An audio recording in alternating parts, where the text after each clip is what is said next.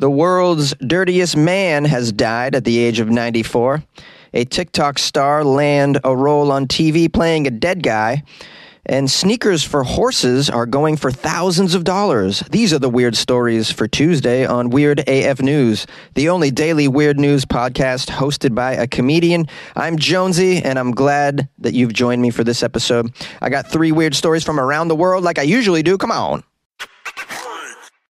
The world's dirtiest man has died. Oh, guys, let's have a moment of silence for Bill Cosby. The world's dirtiest man has died. Oh, no, my mistake. This is a different dirty man. The world's dirtiest man apparently was living in Iran, and he was 94 years old. Unfortunately, he died just a few months after his latest bath. An Iranian hermit nicknamed the world's dirtiest man for not taking a shower for more than half a century. Half a century without a shower? How do you live? I mean, I just assume if you don't clean yourself, you eventually just die of dirt. I don't know a whole hell of a lot about pushing the bathing buck. Let's get some more information. The world's dirtiest man, the Iranian hermit, died, it says here, at the healthy age of 94. He lived to 94 without bathing? Oh, my goodness. I wash myself nearly every day, and I don't expect to live to 74. This guy, really. I want to know what his diet was, though. I mean, if you got a great diet, you could probably go centuries without bathing and make it, you know? Iran news agency reported that Amu Haji, which is an endearing nickname for an elderly person, died on Sunday in the village of Degaj in the southern province of Fars. I don't know if I'm pronouncing any of these places correctly. I apologize. It says here, Haji, the world's dirtiest man, was covered in soot. As you'd expect, he's the world's dirtiest man. He's going to be covered in soot. He was living in a cinder block shack. It sounds pretty nice. Cinder block shack. I mean, people are living in tents these days. A cinder block shack sounds like a mansion compared to that. The world's dirtiest man was reported by local media not to have bathed with water or soap in more than 60 years. Fascinating. Villagers said he experienced, quote, emotional setbacks in his youth that led him to refuse to wash. Yeah.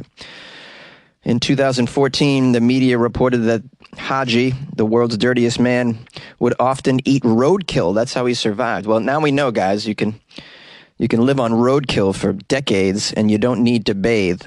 Who knew roadkill was such a healthy diet? I think that's the paleo diet, roadkill. You know, it's free range. It's probably all natural. It's definitely healthier than some of the chicken I've bought at Trader Joe's, I think. It also said that Haji, the world's dirtiest man, smoked a pipe filled with animal excrement. Okay, all right, animal excrement. I find it hard to believe that that's healthy. Is this a real story? It's got to be. I found it reported on so many sites. A lot of people sent me this article. It seems real to me. I don't know how you survive smoking animal excrement. I would like to know if that's considered a drug. I mean, can you get high on animal excrement? And what animals was he smoking? Because I like to get high, and I drank ayahuasca, and that tastes like crap. I'm not above maybe smoking some animal excrement if it's going to take me to a place where I can forget I live in a world where people slice each other's throats on the sidewalk. Says here that Haji also believed that cleanliness would make him ill. Perhaps he had an elevated defense mechanism. What do they call that? Immune system. That's what it's called, guys. Sorry, I had a brain fart. Still recovering from brain fog COVID. Perhaps, bathing just pushes your immune system into the state of it's like Thor, and nothing can get in. You can eat roadkill. You don't need a bath. You can smoke animal poop, and you're just going to keep going. I remember living in New York City. I had a pretty robust immunity system. When I moved out of New York City, it seemed like I got sick a little easier. In New York, oftentimes I'd be on the subway. That's enough to keep your immune system beefed up. A rat would just crawl on your lap once a month, and that kept your immune system going as well. Now, the story gets a little deeper. It turns out a few months ago, the villagers persuaded this man, Haji, to wash himself for the very first time. And you see what happened? He just immediately croaked. You should have just left him dirty, man. I blame the village for this. After Haji's death, the unofficial record could go to an Indian man who also had not bathed for much of his life. Are we really keeping this as a record? Is this something we should be proud of? Well, now that this guy's dead, I'm the new world's dirtiest man. I haven't bathed in 46 years.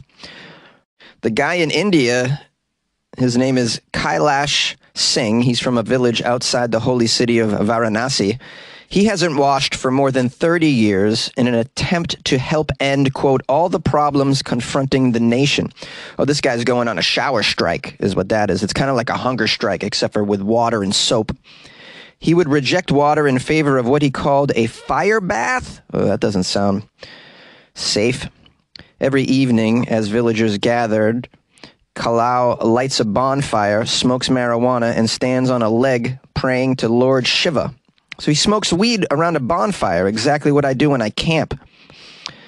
He's reported to have said, "It's just like using water to take a bath. Fire bath helps kill all the germs and infections in the body." He's really not bathing in the fire, though. He's just standing next to the fire. He's more like bathing in the marijuana smoke, which if you were to tell me marijuana smoke kills a lot of germs and infections in the body, I'd be open to that.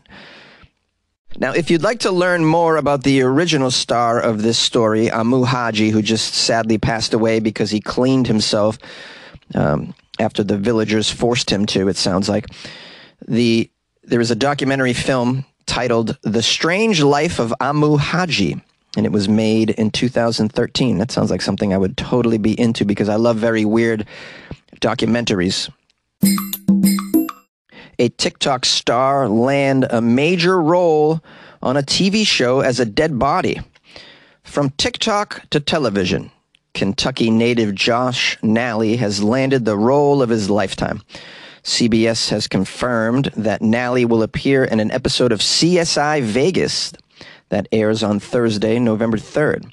Here's a quote from the showrunner of CSI Vegas. "Rarely do we find an actor as well prepared to play a corpse as Josh Nally. It was such a pleasure watching him work." Watching him what, lay there? Okay. The showrunner added, "He's a real pro at this death thing, I can tell you that." Now, Monday was the one-year anniversary of Nally's first TikTok. These are TikTok videos where he plays a dead person, apparently. He's garnered over 4 million likes on the social media app. He's gone viral for just playing a dead guy on his TikTok. I mean, this sounds like the most uninteresting TikTok account of all time. Why would you watch a man play dead? Man, people will watch anything, man. We have Mike Benson, who's the president of CBS. He said, "We're always looking for authentic, innovative, and engaging ways to create more interest for our shows." Really, bro? So you got a TikToker that lays down in his videos, you cast him, and that's your innovative way to get more interest in your show? I don't understand the whole world of film and television anymore.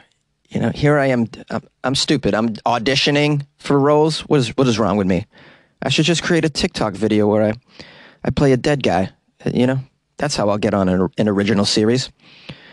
This guy continues to say, "For our original CBS series, CSI Vegas, we discovered that the TikTok influencer called Living Dead Josh was a big fan of the show, so we wanted to bring his dream to life in a killer way that only we could do."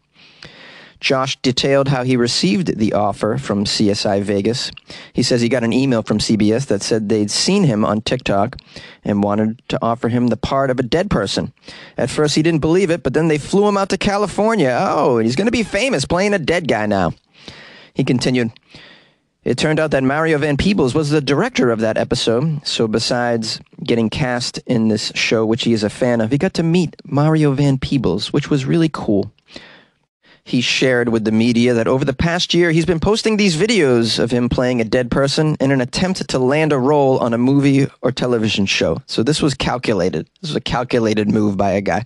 Here I am posting clips of me doing stand-up comedy, clips of me acting in various independent projects that I've been in over the years.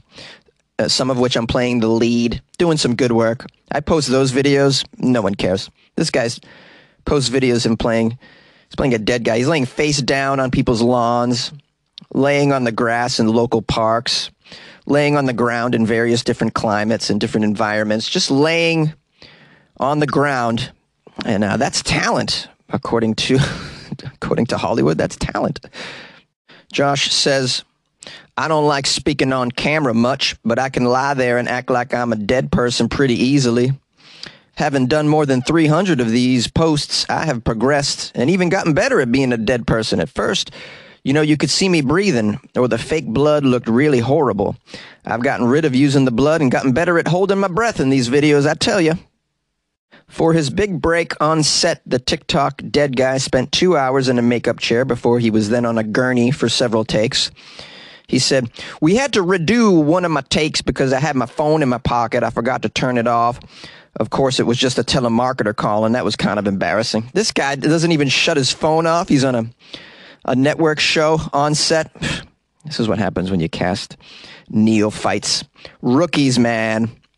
Josh Nally works as a restaurant manager. He shared the inspiration behind his videos. I originally got the idea after I saw a woman on TikTok posting about hot sauce, and then she got offers from a bunch of hot sauce companies.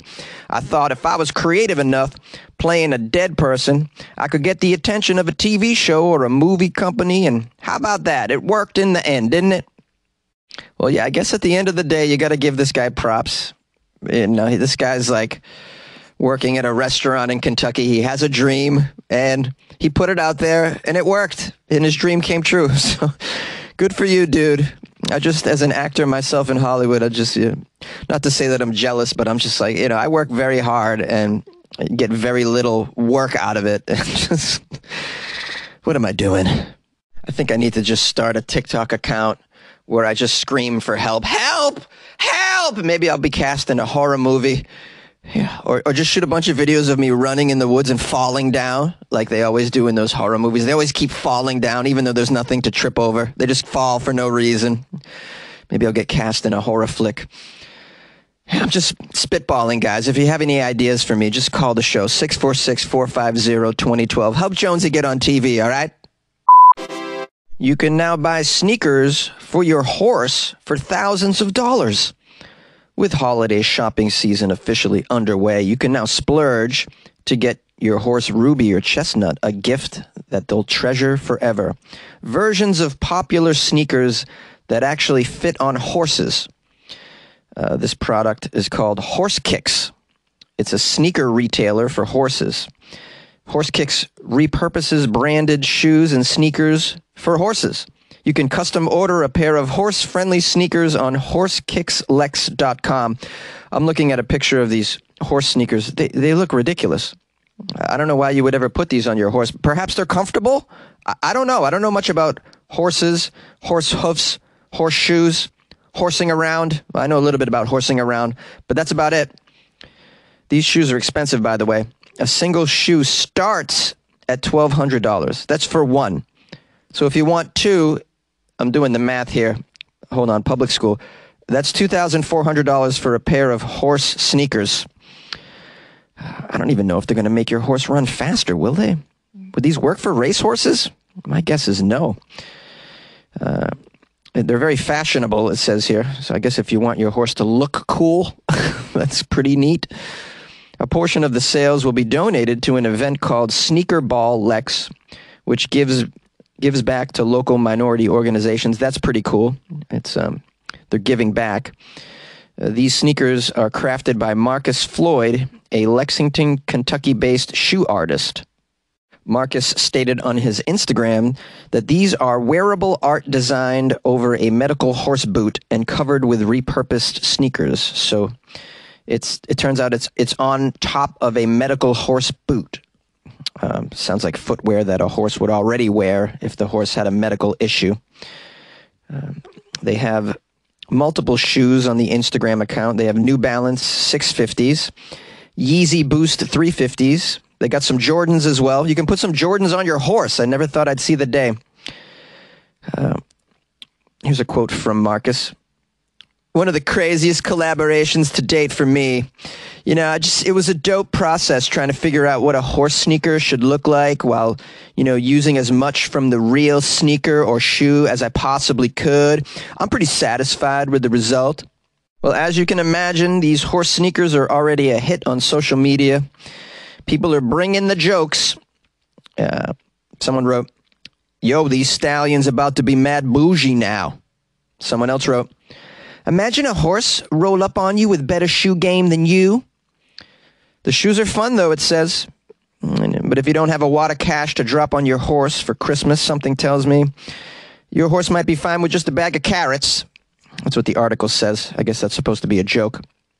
I think the real joke here is that someone made sneakers for horses. I mean, that's just ridiculous. And they're so expensive. I mean, look we have a major economic downturn in our midst, inflation, and yet this was a time to make sneakers for horses. It just seems, the timing seems odd to me as well, is what I'm saying. But I suppose if you have the money to just have a stable full of horses right now, then you probably have the money to fit them all with a nice pair of Jordans. Yay! Thanks for spending some time with Weird AF News today. I hope you got the entertainment that you needed. Maybe you even learned a little bit about the weird world that we all live in right now. And it's only getting weirder, thankfully, for me. I got a nice review on Amazon from Tony, who gave me 5 stars and wrote, "Great podcast." Super nice, 5 stars. I appreciate that, Tony. Tony also wrote, "Thank you, Jonesy, for putting a smile on my face every morning. Good luck with your life, man." I love how everybody's just running with this "good luck with your life, man" phrase. It's great. I love it. I should sell some mugs that say "good luck with your life, man," right? Would you guys buy coffee mugs that said that? Maybe I'll explore that option. If you guys would like to leave me a review, you can do so on Amazon and iTunes, also known as Apple Podcasts. There are other places as well.